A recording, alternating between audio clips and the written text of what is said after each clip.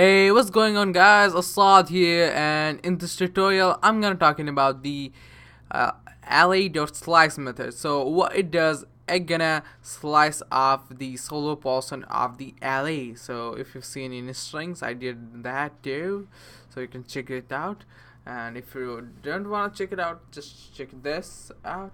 So what you need to do is create a var, or you can also use constant. I will say to it. Yeah, and then name them something like animals, and then equals, and pass bunch of string. Yeah, this is an animal. Ever heard of SSSD? Huh? Comma, and the last one. Yeah, and now what we're gonna do is log it on a console. Animals. Yeah, these are awesome elements you never heard of, and just we need to do is pass something of number.